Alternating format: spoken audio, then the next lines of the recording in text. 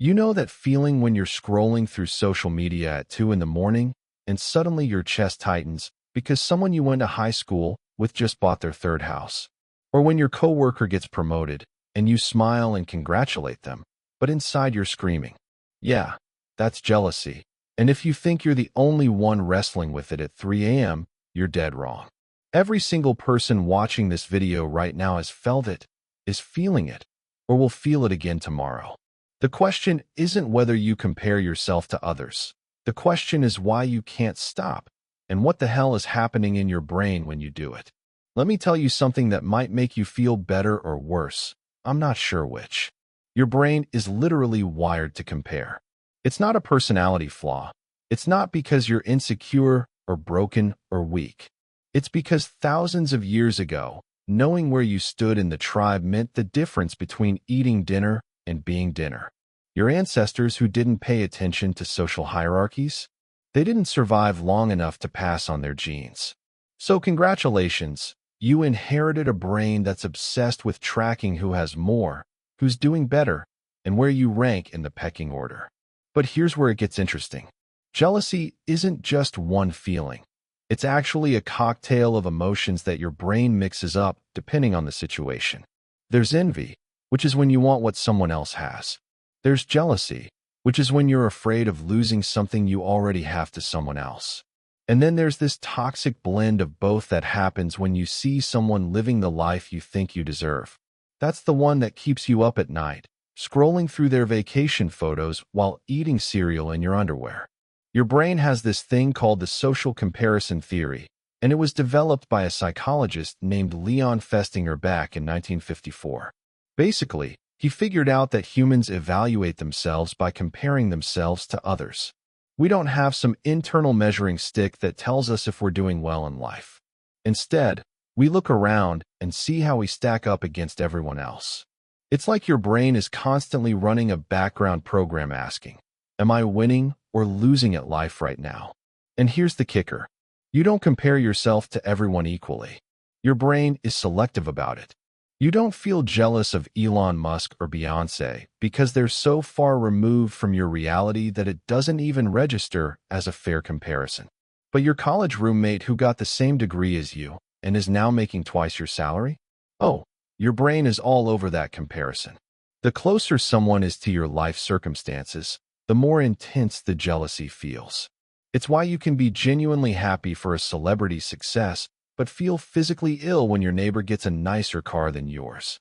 Let's talk about what's actually happening in your brain when jealousy hits. When you see something that triggers comparison, your amygdala lights up. That's the part of your brain responsible for processing emotions, especially fear and threat. Then your prefrontal cortex jumps in, trying to make sense of why you feel threatened. Meanwhile, your brain's reward system, the same one that lights up when you eat chocolate or get a like on your post, is sitting there sadly because it's not getting activated. Someone else is getting the reward, not you, and your brain hates that. There's also this chemical called dopamine involved. Dopamine is the anticipation chemical, the one that makes you feel good when you're expecting something positive. When you see someone else achieving what you want, your brain actually simulates what it would feel like if you had that thing. For a split second, you get a tiny hit of dopamine imagining yourself in their position. But then reality crashes back in. You don't have it. They do, and that dopamine crashes hard. That crash is part of what makes jealousy feel so physically painful. Now let's get into the really messy part. Social media has turned jealousy into a full-time job for your brain. Before Instagram and Facebook, you compared yourself to maybe a few dozen people in your immediate circle. Now you're comparing yourself to hundreds, thousands of people, and you're seeing the highlight reels of their lives 24/7. Your brain didn't evolve for this. It doesn't know that the person posting about their amazing relationship just had a massive fight an hour before that photo. It doesn't know that the influencer with the perfect body spends 4 hours getting the right angle and lighting. All your brain sees is evidence that everyone else is winning and you're not. Research shows that people who spend more time on social media report higher levels of envy and lower levels of life satisfaction. And it creates this vicious cycle. You feel bad about your life, so you scroll to distract yourself, which makes you feel worse, so you scroll more. It's like drinking salt water when you're thirsty. Your brain is trying to soothe itself by seeking connection and validation online, but instead, it's getting a constant stream of reasons to feel inadequate. Here's something fascinating, though. Jealousy actually comes in two flavors, and understanding the difference might change how you deal with it. There's malicious envy, where you want to tear down the other person, where their success feels like a personal attack, and you secretly hope they fail.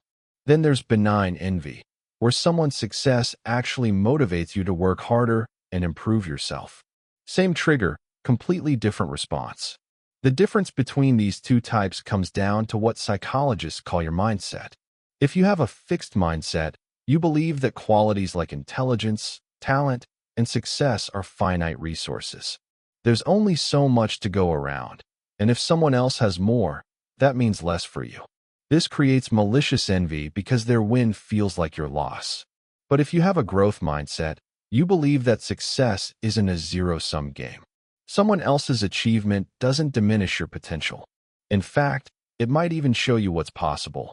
This creates benign envy that can actually fuel your own growth. Let me tell you about the comparison trap that nobody talks about. You know how you compare your behind the scenes to everyone else's highlight reel? It gets worse. You actually compare different aspects of different people and create this Frankenstein ideal that no real human could ever match. You want your coworker's salary, your friend's relationship, your sibling's house, that random person's body, and someone else's social life. You're not comparing yourself to one person. You're comparing yourself to an impossible composite of multiple people's best attributes. No wonder you feel like you're falling short. There's also this thing called the hedonic treadmill that makes jealousy even more frustrating.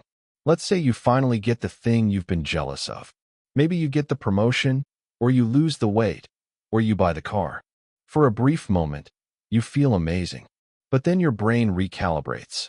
What once seemed like an incredible achievement becomes your new normal, and you start comparing yourself to the next level up. The finish line keeps moving, and jealousy just finds new targets. But here's where we need to talk about what jealousy is actually trying to tell you. Because underneath all that ugly, uncomfortable feeling, there's usually valuable information. Jealousy is like a smoke alarm. It's loud and annoying, but it's trying to alert you to something. When you feel jealous of someone, it's often because they have something that represents a value you hold or a goal you want to achieve. The person who's jealous of their friend's travels probably values adventure and freedom. The person jealous of someone's relationship probably values intimacy and connection. The problem is that most people try to shut off the smoke alarm instead of investigating the fire. They feel jealous, then they feel ashamed of feeling jealous, and then they try to suppress the whole thing. But if you can sit with the discomfort for a minute and ask yourself what this jealousy is pointing to, you might actually learn something useful about what you want in life. Let's talk about the shame spiral that comes with jealousy. You feel jealous. Then you feel guilty for feeling jealous because you know you should be happy for other people. Then you feel like a terrible person, and now you're not just dealing with jealousy, but also with shame and self-loathing. It's like emotional quicksand. The more you struggle against it, the deeper you sink. Here's the truth that might set you free. Feeling jealous doesn't make you a bad person. It makes you a human person. Every single person you admire, every person who seems to have it all together, has felt jealous. The difference isn't that some people never feel jealous. It's that some people have learned to acknowledge it without letting it control them. They can say, "Yeah, I'm feeling jealous right now. That's uncomfortable." And then they can decide what to do with that information instead of being hijacked by it. There's this concept in psychology called social comparison orientation, which basically measures how much you habitually compare yourself to others. Some people are naturally high in this trait. They're constantly benchmarking themselves against everyone around them. Other people are naturally lower. They're more focused on their own internal standards.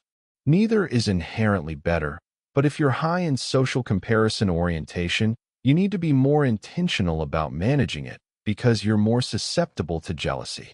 Now let's get practical. Because understanding why you compare yourself is interesting, but figuring out how to stop the comparison spiral is actually useful. First, you need to catch yourself in the act. Most comparison happens automatically. Your brain is running that program in the background without you even noticing. Start paying attention to when jealousy hits. What triggered it? What story is your brain telling you about what this means? Second, reality check your comparisons. When you find yourself thinking someone has a perfect life, deliberately look for evidence that contradicts that. Not in a mean-spirited way, but in a realistic way. Everyone is fighting battles you can't see. That person with the dream job might be working 80-hour weeks and never seeing their family. That couple with the perfect relationship might be in therapy trying to save their marriage. You're comparing your full reality to their carefully curated image. Third, get specific about what you actually want. Jealousy is often vague and diffuse. I want what they have is not a useful goal. But if you can identify exactly what aspect you're envious of, you can actually do something about it. If you're jealous of someone's confidence, what specific behaviors could you practice to build your own confidence? If you're jealous of their career success, what concrete steps could you take toward your own career goals? Fourth, practice gratitude. And I know that sounds like some basic self-help nonsense, but hear me out. Your brain has a negativity bias. It's wired to focus on threats and problems and what's missing. Gratitude is literally retraining your brain to notice what's actually going well. It's not about toxic positivity or pretending everything is perfect. It's about balancing the scale, so you're not only seeing what everyone else has that you don't. Fifth, curate your inputs ruthlessly. If following certain people on social media consistently makes you feel terrible about yourself, unfollow them. I don't care if it's your cousin or your old friend. Your mental health is more important than seeing their vacation photos. If certain conversations always trigger comparison, set boundaries. You don't have to engage with every discussion about who's doing what. Sixth, compete with yourself instead of others. Keep a record of your own progress. Where were you a year ago? What have you learned? What have you accomplished? When you shift the benchmark from other people to your past self, comparison becomes motivating instead of demoralizing. You're not trying to be better than someone else. You're trying to be better than you were yesterday. Here's something that might blow your mind. The people you're jealous of are probably jealous of someone too, maybe even jealous of you. You have things in your life that other people desperately want, but you're so focused on what you're missing that you can't even see what you have. That's the cruel irony of jealousy. Everyone's looking at everyone else, thinking they have it better, and nobody's appreciating their own life. There's also this phenomenon where success doesn't actually cure jealousy. You'd think that once you achieve something, you'd stop being jealous of people who have it. But often the opposite happens. Now you're in a new arena with new people to compare yourself to. The struggling writer is jealous of the published author, but the published author is jealous of the best-selling author, who's jealous of the Pulitzer winner, who's jealous of the Nobel laureate. There's always another level, always someone doing better, and if you're basing your self-worth on external comparisons, you'll never be satisfied. Let's talk about something uncomfortable. Sometimes jealousy reveals that you're not actually pursuing what you want, you're pursuing what you think you should want. You see someone with something and feel jealous, but if you really examine it, you don't actually want that thing. You want the status it represents, or you do not feel left behind, or you want to prove something to someone. This is where jealousy can actually be a wake-up call to examine whether you're living according to your own values or someone else's expectations. There's this Buddhist concept called mudita, which is about feeling joy in other people's success. It's the opposite of jealousy, and it's considered one of the most difficult mental states to cultivate because it goes against our tribal wiring. But here's what's interesting about it. When you can genuinely celebrate someone else's win, it actually makes you feel better, not worse. It shifts you out of a scarcity mindset into an abundance mindset. It reminds you that good things happen, that success is possible, that the universe isn't just a zero-sum game where someone else's gain is your loss. Practicing mudita doesn't mean you're never jealous. It means that when jealousy arises, you acknowledge it, and then you consciously choose to also feel happy for the other person. Both feelings can coexist. You can think, wow, I wish I had that, and also, good for them, they worked hard for this. It's not about suppressing jealousy. It's about not letting it be the only feeling in the room. Here's a hard truth. Sometimes the reason you can't stop comparing is that you're avoiding taking action on your own life. It's easier to scroll through other people's achievements and feel bad about yourself than it is to actually do the difficult work of pursuing your own goals. Comparison becomes a form of procrastination. You spend so much energy feeling jealous that you have no energy left for actually building the life you want. Your brain would rather feel the familiar pain of jealousy than the unfamiliar discomfort of risk and effort. Let me tell you about the spotlight effect, because this interestingly ties into jealousy. You assume that everyone is paying as much attention to you as you are to them. You see someone's success and assume they're thinking about how they're doing better than you. But the truth is, they're probably not thinking about you at all. They're too busy comparing themselves to someone else. Everyone is so worried about their own performance in life that they barely have time to judge yours. The audience you think is watching and evaluating you mostly exists in your head. There's also this thing where jealousy can actually damage your relationships if you're not careful. When you're jealous of someone you care about, it puts this weird tension in the relationship. You want to be supportive, but part of you resents their success. You want to celebrate with them, but it hurts too much. And if you can't manage those feelings, you either pull away from the relationship or you become subtly critical and undermining. I've seen friendships end because one person couldn't handle the other's success, and it's tragic because they both lose something valuable. The antidote to this is being honest about your feelings, at least with yourself, and sometimes with the other person if the relationship can handle it. You can say, I'm so happy for you, and also I'm struggling with some jealousy because this is something I want too. Most people will understand that because they've felt it themselves. It's the pretending you're fine while quietly seething that poisons relationships. Now let's talk about comparison in specific areas because jealousy doesn't hit the same in every domain. Career jealousy is particularly vicious because we tie so much of our identity to what we do. When someone gets ahead of you professionally, it feels like a referendum on your worth as a person. Relationship jealousy triggers all your fears about being unlovable or left behind. Physical appearance jealousy taps into deeply rooted insecurities about your body and attractiveness. Financial jealousy brings up anxiety about security and survival. Each flavor of jealousy has its own particular sting. The key is recognizing which areas you're most sensitive to and why. Typically, it stems from core beliefs you developed early in life. If you grew up believing that your value came from achievement, you'll be hypersensitive to career comparisons. If you grew up feeling like you had to earn love, you'll be triggered by other people's seemingly effortless relationships. Understanding the root makes the jealousy less powerful because you can see it for what it is, an old wound getting poked, not an objective assessment of your life. Here's something nobody tells you about getting older. You'd think jealousy would decrease as you mature, and in some ways it does. You care less about certain things, and you get more comfortable with yourself. But in other ways, it gets more intense because the stakes feel higher. When you're young, you have time to catch up. When you're older, and you see people achieving things you haven't, there's this panic that maybe you've missed your window, maybe it's too late. The jealousy gets mixed with regret and urgency, and that's a particularly painful cocktail. But here's the thing. It's rarely actually too late. Those stories you tell yourself about having missed your chance are usually just fear talking. People start new careers at 50. People find love at 70. People achieve goals at 80 that they'd given up on at 30. The comparison trap wants you to believe that there's a timeline you're supposed to follow, and if you're off schedule, you've failed. But life doesn't actually work that way. Your journey is your journey, and it doesn't matter if you're on someone else's timeline. Let's talk about what to do when jealousy is actually justified. Sometimes you're not just imagining things. Sometimes you actually are getting screwed over. Your coworker who does half the work you do gets promoted because they're better at office politics.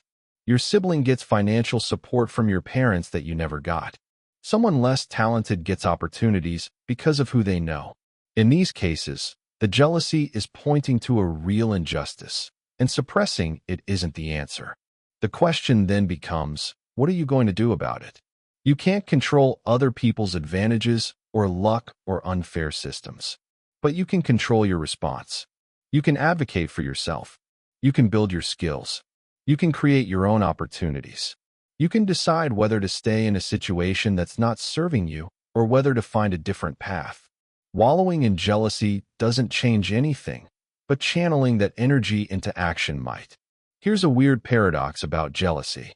The more you try to eliminate it, the more power it gains. It's like trying not to think about a white elephant. The harder you try, the more it dominates your thoughts. The better approach is acceptance. Jealousy is part of the human experience. It's going to show up. The goal isn't to feel it. The goal is to feel it without letting it run your life. You can notice jealousy the way you'd notice a cloud passing overhead. Oh, there's jealousy. That's uncomfortable. And then you let it pass instead of grabbing onto it and building a whole narrative around it. This takes practice. Your brain wants to chew on jealousy like a dog with a bone. But you can train yourself to observe it without engaging, to let it be there without letting it take over. I want to talk about something that might be controversial. Sometimes the healthiest response to jealousy is to deliberately stop paying attention to what other people are doing. Not forever, not in every area of life, but strategically. If you're working on something important and you know that seeing other people's progress in that area is going to derail you, permit yourself to tune out for a while. Unfollow people. Avoid certain topics of conversation. Create a bubble where you can focus on your own path without constant comparison. Some people will tell you that's running away or being weak. I think it's smart. You wouldn't train for a marathon by watching videos of other people running marathons the whole time. You'd actually go run. Sometimes you need to stop spectating other people's lives and start participating fully in your own. Now, what do you do when you're the one triggering jealousy in others? Because if you've achieved something, if you're doing well in some area, you've probably noticed people pulling away or making subtle digs or seeming less enthusiastic about your success than you'd hoped. It's tempting to downplay your achievements or feel guilty about your success, but that doesn't help anyone. The better approach is to be gracious and humble without being fake. You can acknowledge your good fortune, you can be grateful, and you can also be honest that success came with costs or challenges. But you don't owe it to anyone to make yourself smaller so they feel better. The people who truly care about you will work through their jealousy and celebrate with you. The ones who can't, well, that tells you something about the relationship. Let's get real about jealousy and mental health for a minute. If you're constantly consumed by jealousy, if it's affecting your sleep, your relationships, your ability to function, that's not just a normal human emotion anymore. That's something that might need professional help. Chronic jealousy can be a symptom of deeper issues like anxiety, depression, low self-esteem, or even personality disorders. There's no shame in recognizing that you can't white-knuckle your way through this alone and that you might benefit from therapy. A good therapist can help you understand the roots of your comparison tendencies, challenge the distorted thinking patterns that fuel jealousy, and develop healthier ways of relating to yourself and others. Sometimes jealousy is just the surface, and underneath there's old trauma or unmet needs or core beliefs that need to be addressed. You can't fix those things with positive affirmations and gratitude journals. You need actual professional support. Here's something I think about a lot. Weirdly, jealousy is a sign that you still want things, that you still have desires and dreams and goals. If you were completely checked out of life, you wouldn't feel jealous because you wouldn't care what anyone else was doing. So in that sense, jealousy is a sign of life, of wanting, of caring. The question is, how do you channel that wanting into something productive instead of something that eats you alive? The most successful people I know aren't the ones who never feel jealous. They're the ones who feel jealous and then use it as fuel. They see someone doing something amazing and they think, if they can do that, maybe I can too. They let themselves feel the sting of comparison and then they get to work. They don't get stuck in the feeling, They move through it into action. But here's the catch. That only works if the thing you're jealous of is actually aligned with what you want. If you're jealous of someone's life and you're trying to replicate it even though it doesn't actually fit your values or desires, you're going to end up miserable even if you succeed. You'll just be living someone else's dream while wondering why you still feel empty. This is why knowing yourself, knowing what actually matters to you, is so crucial. Let me tell you what I think the ultimate freedom is. It's being able to see someone else winning and feel genuinely happy for them without any bitterness, while also being completely at peace with your own path, even if it looks different. It's not comparing, it's not competing, it's just being present with your own life and letting others be present with theirs. I'm not saying I've achieved this. I'm saying this is the goal. This is what we're working toward. And maybe we never fully get there. Maybe there's always going to be moments where we see someone else's success and feel that pang, that little twist in the gut that says, why not me? But maybe those moments can get fewer and farther between.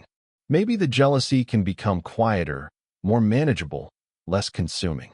Maybe we can build lives that are so genuinely satisfying to us that we don't need to constantly check if we're doing better than everyone else. So here's what I want you to think about.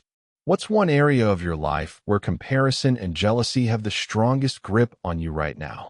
And what would it look like to loosen that grip just a little bit? Do not eliminate it. Do not become some enlightened being who never compares. Just create a little more space between the jealous thought and your response to it. What would that give you? What would become possible if you weren't spending so much energy on jealousy? I want to hear from you in the comments. What's something you've been jealous of recently? And what do you think it's really telling you about what you want in life? Let's get honest about this stuff because I guarantee you're not alone in what you're feeling. Here's what I know for sure. You're never going to completely stop comparing yourself to others because your brain is wired to do it. But you can change your relationship with comparison. You can learn to observe it without being controlled by it. You can use it as information instead of letting it become your identity.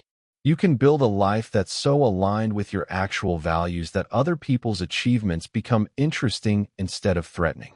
The goal isn't to feel jealous. The goal is to feel jealous and still show up for your own life. To feel jealous and still celebrate other people's wins. To feel jealous and still believe that there's enough success and happiness and love to go around. That someone else having something good doesn't mean you can't have good things too. Your life is not a competition with everyone else on the planet. It's a collaboration with yourself, a journey toward becoming who you're meant to be, and that journey looks different for everyone. The sooner you can accept that, the sooner you can stop measuring your chapter 1 against someone else's chapter 20 and just focus on writing your own damn story. If this video gave you something to think about, hit that like button because it helps more people find content like this. And if you want more psychology insights that actually make sense of the messy human experience, subscribe to this channel because we're just getting started. Remember, jealousy doesn't make you broken. It makes you human, and understanding it is the first step to not letting it run your life. Now, go out there and focus on your own path, whatever that may look like for you.